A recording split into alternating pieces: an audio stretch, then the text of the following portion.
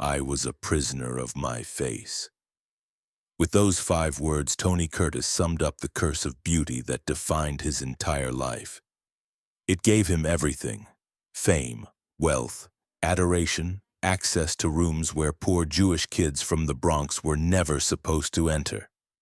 And it stole from him the only thing he ever truly wanted: to be taken seriously as an artist rather than worshipped as an icon. He was born Bernie Schwartz in a tenement that smelled of poverty and desperation. He died Tony Curtis in a Las Vegas mansion, surrounded by wealth that couldn't fill the void created by a lifetime of being loved for what he looked like rather than who he was. September 29th, 2010, Las Vegas, Nevada. Tony Curtis's heart stopped beating at age 85, finally surrendering after decades of abuse from cocaine, alcohol, cigarettes, and the relentless grinding stress of maintaining a beautiful face in a business that worships beauty until it doesn't. The obituaries would celebrate a long career, over 140 films, partnerships with Marilyn Monroe and Kirk Douglas and Cary Grant, a face so perfect it seemed designed by committee to maximize ticket sales. They would mention Some Like It Hot and The Defiant Ones and Spartacus, the films that proved he was more than just pretty. But they couldn't capture the fundamental tragedy. Tony Curtis spent 85 years trapped inside a face that everyone loved but nobody saw past.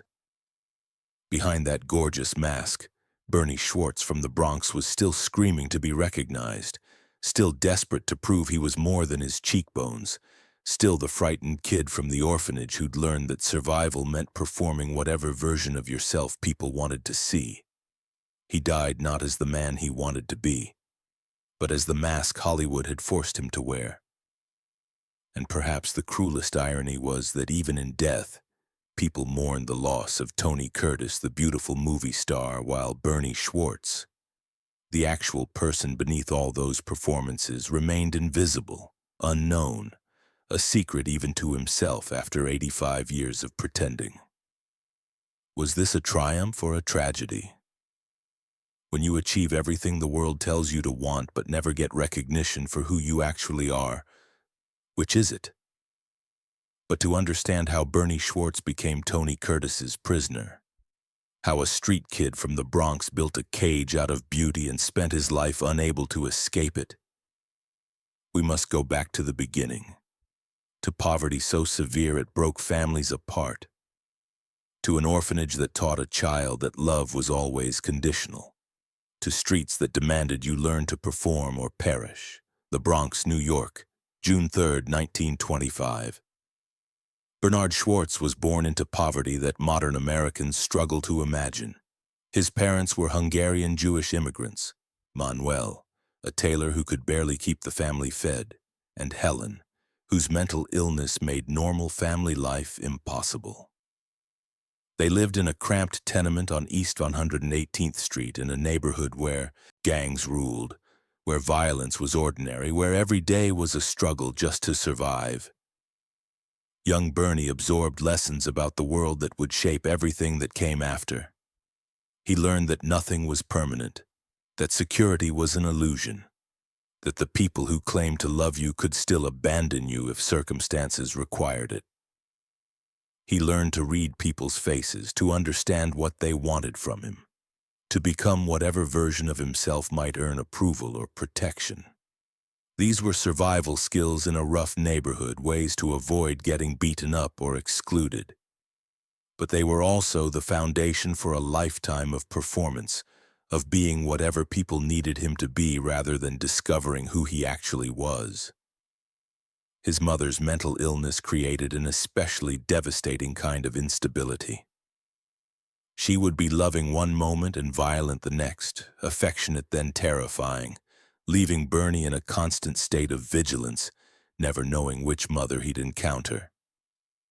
It created in him a desperate hunger for approval, for stability, for love that wouldn't suddenly transform into rage. This hunger would follow him to Hollywood, would drive him through 6 marriages, would make him simultaneously charismatic and exhausting to be around. But the defining trauma came when Bernie was 8 years old. The family's poverty had become so extreme that his parents made an impossible choice. They placed Bernie and his brother Julius in the Hebrew orphan asylum in upstate New York. Not because they didn't love their sons, Helen was devastated, Manuel felt like a failure, but because they literally could not afford to feed them. The orphanage was the only option that didn't involve watching their children starve. For 2 years, Bernie lived in the massive institution housing hundreds of abandoned children.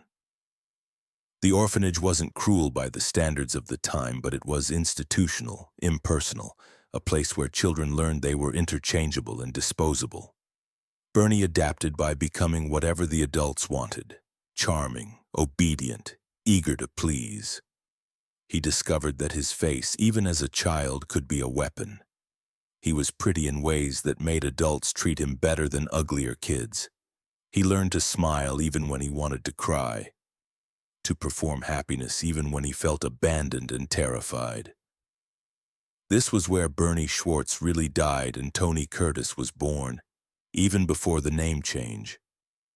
The authentic child who'd felt safe enough to show real emotions was replaced by a performer who understood that survival meant giving people what they wanted to see. When his parents finally retrieved him from the orphanage, Bernie was different. The sweet child had been replaced by someone who'd learned that love was conditional, that security was temporary, that you could trust nothing except your ability to perform. Could this childhood, the poverty, the abandonment, the 2 years in an institution learning to charm rather than reveal, have created both his Hollywood success and his lifelong inability to be authentic? Was Tony Curtis always just Bernie Schwartz performing survival, unable to stop even when the immediate danger had passed? The journey from the Bronx to Hollywood wasn't inevitable. Bernie served in the Navy during World War II, and it was there he first encountered acting beyond the survival performances of his childhood. The Navy had entertainment programs to boost morale, and Bernie joined, discovering he was good at it. Not just performing, but transformation, becoming someone entirely different, making audiences believe in whatever character he inhabited. After the war, using the GI Bill, Bernie enrolled at the dramatic workshop of the New School in New York. He studied alongside other aspiring actors, most of whom came from circumstances that hadn't required them to spend their childhoods in orphanages. But Bernie had desperation they lacked. He needed this to work because he had nothing to fall back on, no family money, no connections, no safety net. Acting wasn't a dream. It was survival dressed up as art. His teachers recognized genuine talent beneath the rough edges. But they also saw the limitations: the thick Bronx accent that screamed street kid, the rough manner that suggested violence always lurking beneath charm, the entire presentation that said wrong side of the tracks rather than leading man. But his face, that face was undeniable. Even instructors who'd seen thousands of aspiring actors were struck by Bernie's beauty. He was classically handsome in ways the camera would worship, the kind of looks that could make audiences forgive substantial shortcomings in other areas. When Hollywood talent scouts came through New York in 1948, they saw Bernie Schwartz and saw money. They saw leading man potential that could be molded, refined, packaged for mass consumption. Universal Pictures signed him, then immediately told him to choose a new name because Bernie Schwartz wasn't going to sell tickets in Topeka or Tampa or Tucson. He became Anthony Curtis, quickly shortened to Tony Curtis. The name was carefully chosen: American without being too ethnic, sophisticated without being pretentious. It was a name that could belong to a romantic hero, a star, someone who dated starlets rather than girls from the neighborhood. Bernie Schwartz was officially buried under Tony Curtis. But the burial was never complete. Bernie kept trying to claw his way out, kept reminding Tony that all of this was performance. That underneath the gorgeous face and the movie star name was still the frightened kid from the orphanage who'd never felt worthy of being loved for who he actually was. The early Hollywood years were standard studio system treatment: small roles, publicity photos, intensive coaching to eliminate the Bronx accent, grooming to transform a street kid into polished product. The studio taught Tony how to dress like someone born to privilege, how to speak without the rough edges that betrayed his origins, how to move through rooms like he belonged there. They taught him everything except how to reconcile who he'd been with who he was becoming. His breakthrough came gradually through the early 1950s with films that showcased his looks more than his talent. He was the pretty boy, the eye candy, the actor you cast when you needed someone handsome standing next to the real stars. It should have been satisfying. He was making more money than his father had earned in a lifetime, was famous, was escaping the poverty that had defined his childhood. But it wasn't enough. Tony Curtis wanted to be taken seriously as an actor, and beautiful men are rarely taken seriously in Hollywood. Beauty is seen as sufficient in itself, a gift requiring no additional talent or depth or substance. Then in 1951, Tony met Janet Leigh, and suddenly his life had a center beyond career ambition. Janet was already a star, a talented actress with the wholesome image that made her America's sweetheart. She came from a stable family, had genuine talent recognized early, seemed comfortable in her skin in ways Tony never had been. They fell in love with the intensity that comes when two damaged people think they've found someone who can make them whole. They married quickly, became Hollywood's golden couple. The beautiful man and the beautiful woman perfect together, living the fairy tale that movies promised was possible. They had two daughters, Kelly in 1956 and Jamie Lee in 1958. For a brief moment, Tony Curtis had what Bernie Schwartz had never known. A stable family, a loving home, proof that he'd escaped the orphanage and the poverty and the rough streets. He was a father, a husband, a success. He'd won. But Hollywood doesn't let anyone really win. It just creates new ways to lose. The film that should have been Tony's validation, the proof he could act and not just look beautiful, was The Defiant Ones in 1958. Playing a racist convict chained to Sidney Poitier's character, Tony delivered a performance that shocked critics who dismissed him as decorative. He was raw, intense, genuine in ways his previous roles had never allowed. The chemistry with Poitier was electric. Two men forced to depend on each other despite mutual hatred, gradually discovering their common humanity. It was brave filmmaking for 1958, tackling race and prejudice head-on when most Hollywood films pretended these issues didn't exist. Tony earned an Academy Award nomination for Best Actor. It was the ultimate validation, the industry acknowledging that he was a serious artist, not just a pretty face. He'd proven himself. He'd shown everyone that beauty and talent could coexist, that he was more than his cheekbones.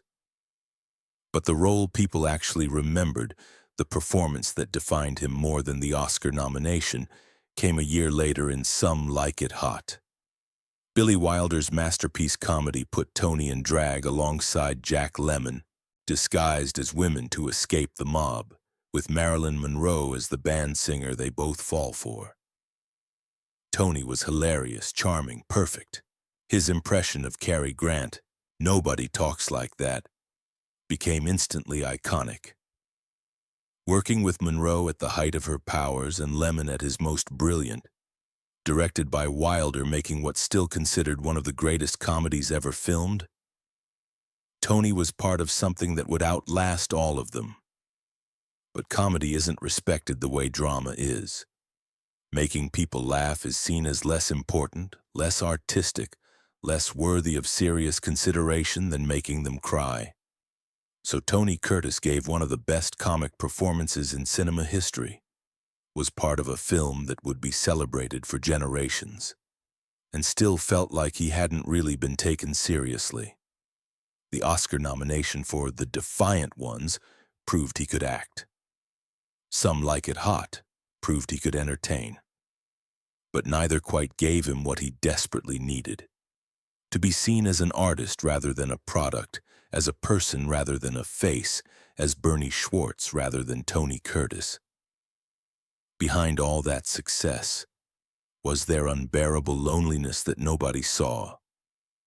When you're performing constantly, on screen, in public, in interviews, even at home, do you ever get to just exist?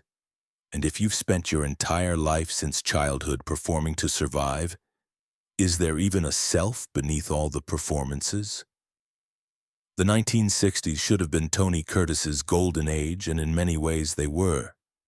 He starred in Spartacus with Kirk Douglas, one of the great Hollywood epics. He commanded enormous salaries, was recognized worldwide, had proven his versatility across genres. He and Janet were still Hollywood royalty, their daughters growing up in the kind of stable home Tony had never known.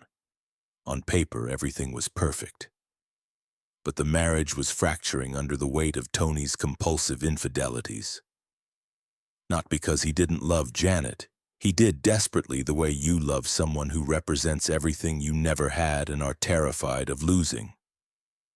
But he couldn't seem to help himself, couldn't resist the validation that affairs offered, couldn't fill the void no matter how many conquests he accumulated.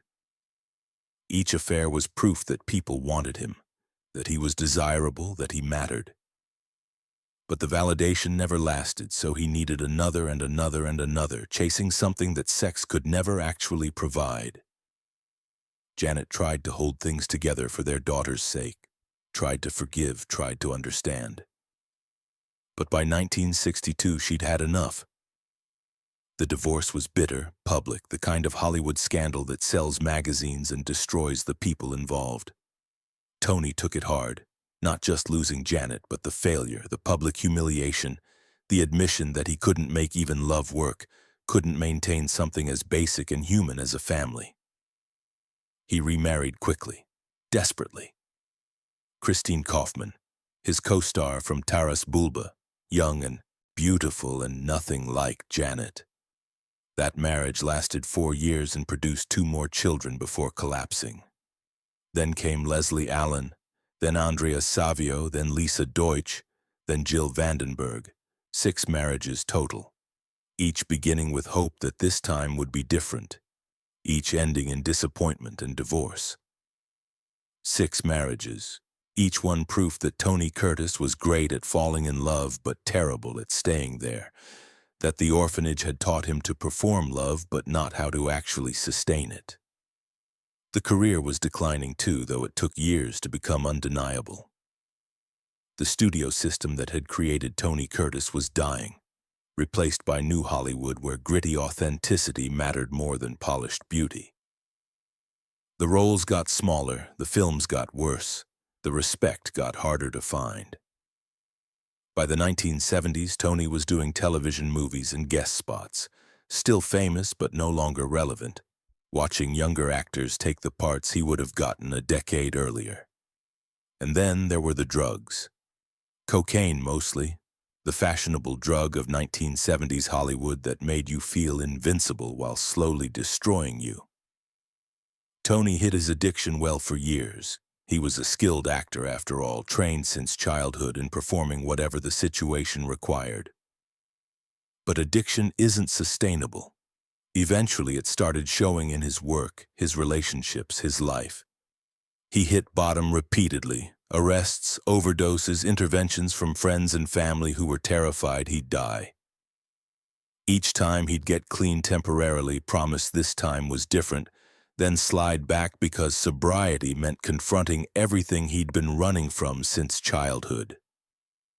Did this fall mark a downfall, or was it the inevitable result of building a life on performance rather than authenticity?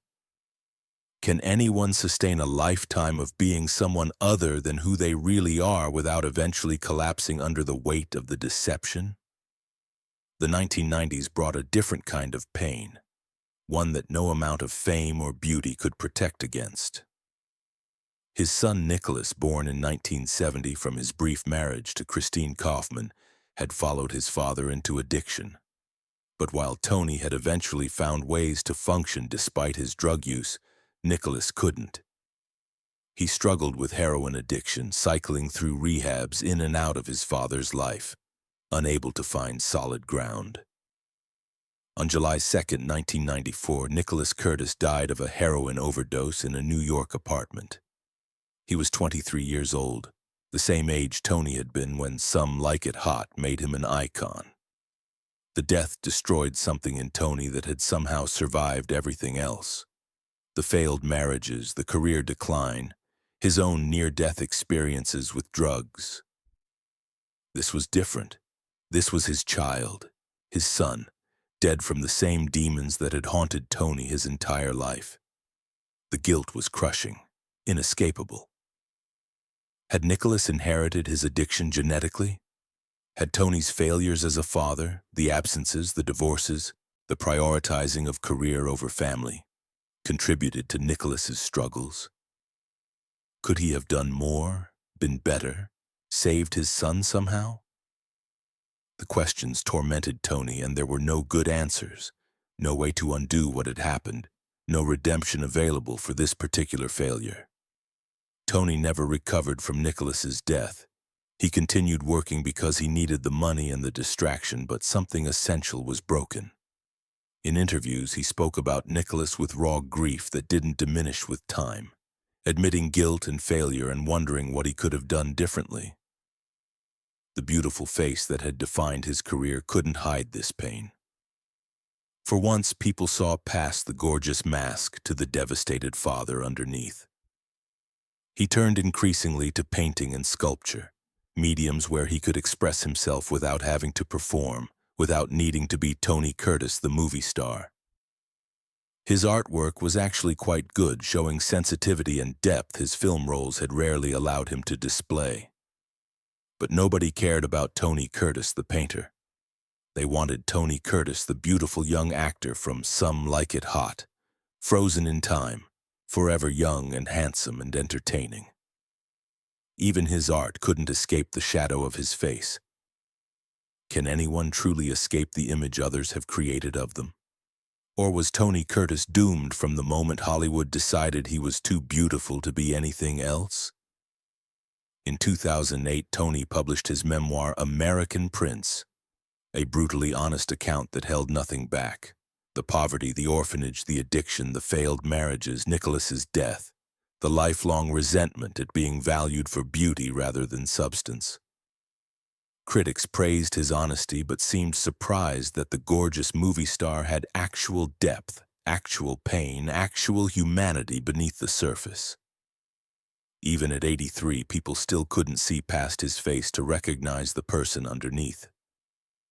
The final years were spent in Las Vegas with his sixth wife, Jill, more than 40 years his junior, painting and doing occasional interviews and fighting with his children from previous marriages over money and perceived slights. The relationship with his daughters was complicated and painful. Jamie Lee Curtis had become a star herself, carrying on the family tradition while dealing with her own complicated feelings about a father who'd been absent for much of her childhood, who'd prioritized career and addiction over family, who'd never quite figured out how to be the father she needed. Kelly had also tried acting but struggled with addiction like her brother Nicholas. Tony watched helplessly as his daughter fought the same demons, terrified he'd lose another child, unable to save her any more than he'd been able to save himself or Nicholas. The Curtis family seemed cursed by beauty and addiction, each generation inheriting both the gifts and the demons. Tony's will, revealed after his death, shocked everyone. He'd cut out all his children except his youngest daughter, Allegra, leaving his estate primarily to his sixth wife, Jill. The betrayal devastated Jamie Lee and her siblings, adding one final wound to a lifetime of complicated family dynamics. Even in death, Tony Curtis was still Bernie Schwartz from the Bronx, still the scared kid from the orphanage who'd learned you couldn't trust anyone, that you had to protect what was yours, that love was always conditional, and could be withdrawn at any moment. He died at home in Las Vegas on September 29, 2010. Cardiac arrest. His heart, which had survived 85 years of cocaine and alcohol and cigarettes and stress and disappointment, finally stopped. The world mourned Tony Curtis, the movie star, the icon, the beautiful face that had graced 100 films. But Bernie Schwartz, the actual person who'd spent 85 years trapped behind that famous face, died as he'd lived. Invisible, unknown, a secret even to himself. Was Tony Curtis's death the end of a triumphant life or the final chapter of an extended tragedy? The obituaries were generous, celebrating a long career and glossing over the struggles and failures. They mentioned Some Like It Hot and The Defiant Ones and Spartacus, the trinity of films that proved Tony Curtis was more than decorative. They noted his marriages, his children, his later work as an artist. They said appropriate things about a Hollywood legend who'd been part of cinema history. But they couldn't capture the tragedy at the center of Tony Curtis's life, the fundamental mismatch between what he wanted and what the world wanted from him. He'd wanted to be taken seriously as an artist. Hollywood wanted him to be beautiful, to shut up and look good for the camera. That gap between his needs and the world's expectations created 85 years of frustration, resentment, and the nagging feeling that he'd sold something essential. His authenticity, his identity, Bernie Schwartz himself, for fame that never quite satisfied. Jamie Lee Curtis has spoken about her father with complexity and honesty. She understood better than most the cost of Hollywood beauty, having inherited her father's gorgeous face and spent her career proving she was more than just her looks. She watched him struggle with demons he never defeated, saw him try to find peace through art and relationships and eventually just acceptance. She mourned her brother Nicholas and wondered if the Curtis family carried some genetic curse, or if they were just human beings trying to survive circumstances that would have broken anyone. In the years since his death, Tony Curtis's reputation has been reassessed. Film historians recognize the skill in performances that contemporary audiences had missed because they were distracted by his looks. The Defiant Ones is now seen as even more powerful in retrospect, a film that dealt with race and prejudice in genuinely brave ways for 1958. Some Like It Hot remains a masterpiece, with Tony's performance crucial to why the film works so brilliantly. His later work, dismissed at the time as career decline, is being rediscovered and recognized as more interesting than people acknowledged when he was alive. His struggles with addiction and mental health are viewed more sympathetically now, understood in the context of childhood trauma and the impossible pressures of Hollywood stardom. The fact that he survived to 85, that he kept working despite disasters and setbacks, that he found expression through painting when acting no longer satisfied. All of this looks more impressive now than it did when he was alive and people were disappointed he wasn't the beautiful young man from 1959. The legacy Tony Curtis left is complicated and contradictory. He was undeniably talented, delivering several genuinely great performances in important films.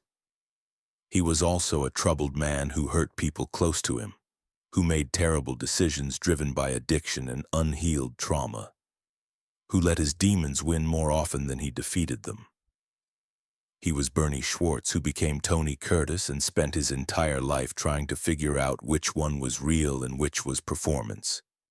His influence on Hollywood is significant but often overlooked. He was part of the Golden Age, worked with legendary directors and actors, helped define what a leading man could be. But because his looks were so central to his success, people assumed beauty was all there was. They never looked deeper, never recognized that behind the gorgeous face was a complicated, damaged, genuinely talented man who deserved to be taken seriously, but was sentenced to a lifetime of being worshipped for what he looked like rather than who he was. Jamie Lee Curtis has spent her career proving what her father never could. that the Curtis family was about more than good looks, that talent and substance could coexist with beauty, that being gorgeous wasn't a barrier to being taken seriously. She spoke movingly about her father, trying to honor his memory while being honest about his failures, trying to understand him in ways he perhaps never understood himself. The paintings Tony created in his later years have gained recognition, exhibited in galleries, selling for respectable prices. They're good work, showing genuine artistic vision, but they're still mostly famous because Tony Curtis made them, not because they're exceptional art independent of his celebrity. Even his paintings couldn't escape his face, couldn't be evaluated separately from his fame. Everything he touched was contaminated by beauty, by celebrity, by the image that had given him everything while taking away what mattered most. They wanted a star. He wanted to be an actor. That gap between what he wanted and what the world wanted from him, between Bernie Schwartz and Tony Curtis, between the scared kid from the orphanage and the Hollywood legend, defined his entire life. It created his success and his misery, gave him everything and left him empty, made him famous while ensuring he'd never be truly known. Fame is a mask, Tony once said. Behind it, he was just Bernie Schwartz from the Bronx. But which was the real person, Bernie or Tony? The poor kid or the movie star? After 85 years of playing Tony Curtis, had he become that person? Or was Bernie still hiding behind the famous face, still the frightened child learning to perform for survival? Perhaps both were real and neither was complete. Bernie became Tony, but Tony never stopped being Bernie. The transformation was real but never total. The poor kid really did become a Hollywood legend, but the legend never felt secure enough to stop performing, never trusted that the success was permanent rather than temporary illusion that could disappear as quickly as it arrived. The world remembers Tony Curtis as beautiful, as a movie star, as an icon frozen in time at his most gorgeous. But Tony wanted to be remembered as an artist, as a serious actor, as someone who mattered for reasons beyond his perfect face. He got his wish partially. He is remembered as talented. His best performances are celebrated. Film historians recognize his contributions. But he's also still that beautiful young man from Some Like It Hot, forever young in cultural memory, the image outlasting the man. So what do we take from Tony Curtis's life? Perhaps that we should look beyond beauty to see the person underneath, that fame doesn't heal childhood wounds, that performing can be survival but isn't the same as living. Or perhaps the lesson is simpler and sadder, that sometimes there's no reconciling who you are with who the world wants you to be, that the gap between those identities can define an entire life, that you can have everything the world tells you to want and still feel empty because the one thing you actually need, to be seen and loved for your true self, is the one thing fame and beauty can never provide. Tony Curtis died in 2010, but Bernie Schwartz from the Bronx died much earlier, probably in the orphanage or on the streets or in those early Hollywood years when the studio taught him to bury his past and become someone marketable. What lived on wasn't really either of them, but something in between. A performance so sustained that even the performer forgot where the role ended and the real person began. I had it all, but I was never satisfied. That dissatisfaction wasn't ingratitude. It was recognition that having it all meant nothing when what he really wanted, to be valued for substance rather than surface, was the one thing all that success couldn't buy. They remembered Tony Curtis, the beautiful mask. But behind it, Bernie Schwartz kept asking a question Hollywood never wanted to answer. Do you love me, or only my face? If beauty opens every door but people only value you for your beauty, are you really free or just a prisoner in a prettier cage? And here's the question Tony Curtis's life poses to all of us. Would you rather be loved for who you really are by a few people who truly see you, or worshipped as an icon by millions who only love the image? If you spent your whole life being valued for your beauty rather than your substance, achieving everything the world says success looks like while never getting the recognition you actually craved, would you still consider yourself successful? Or would you feel like a prisoner of your own face?